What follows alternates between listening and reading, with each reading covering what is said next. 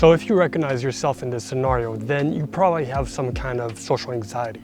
You know, you have trouble making small talk with other people, and you're always in your head debating whether or not you should make the first move, but you never do.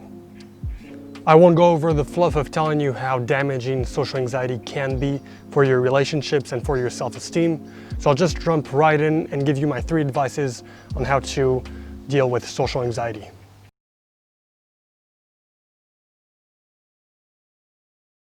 If you have social anxiety, then you know how hard it is to maintain eye contact. But you know who's confident or not based on the eye contact that they give you. It's a well-known fact that those who maintain a very strong eye contact are confident, or a murderer. But it's much easier to hold eye contact with someone that you know. You're much more confident when you're with your family at dinner, or when you're hanging out at the park with your friends. And that familiarity is something that you want to find when you meet someone new. So if you arrive at a party, don't be like that guy I showed you in the intro. I want you to imagine that you're talking to someone that you love, whether it be a romantic relationship or just someone that you love in your family.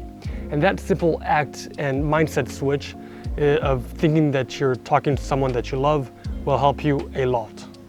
It makes you believe that they are invested and that you both are allies fighting for a certain outcome. Because believe it or not, every conversation is set to have an outcome.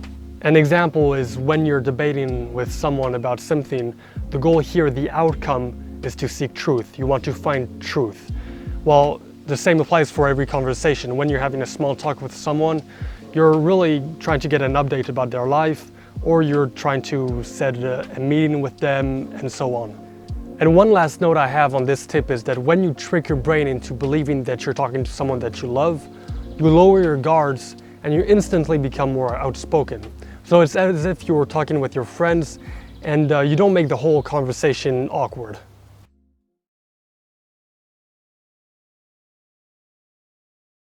When you have anxiety, it is extremely difficult to talk to people who are not in your close social circle. And I'm not gonna lie, even to this day, I still have trouble talking to people who I'm not really familiar with, but it was way worse before, so I'm trying to make a progress. But if you're like me, then that's okay, because you have to understand that it's a process. Success doesn't happen overnight, and you have to really understand that it's a marathon, not a sprint. So one way you can become more confident talking to others is to take baby steps up the conversational social ladder. And so what do I mean by that? Well, start talking to people that are in your class or at work, and then you talk to their friends, and then when you go to the store, you talk to the cashier when you're checking out, and then you talk to the taxi driver, and so on. The goal here is really to gradually become more confident and not go directly talking to the most difficult person. When you talk to one of your classmates, you already have something in common, something that you're familiar with, and so it's much easier to open up a conversation from there. And the more you do it, the better you become. And so you're talking to people with less and less social ties, and in itself that creates a bigger challenge for you.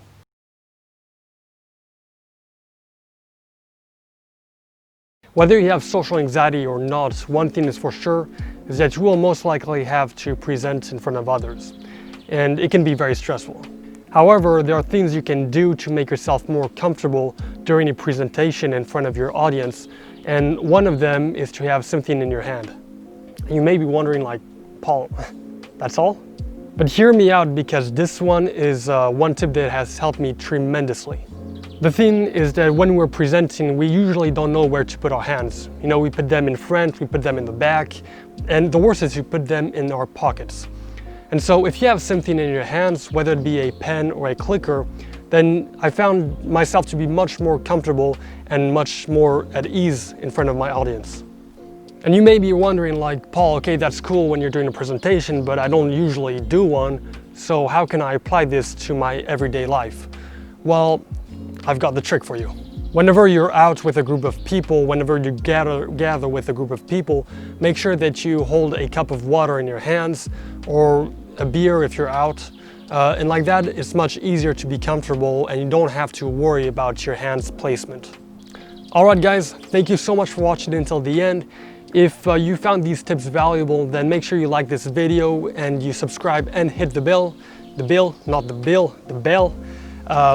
so that the video can be pushed to people who need it the most. Also, let me know in the comments which of these 3 tips helped you the most, or you think will help you the most. And with that said, I'll see you next week, and take care.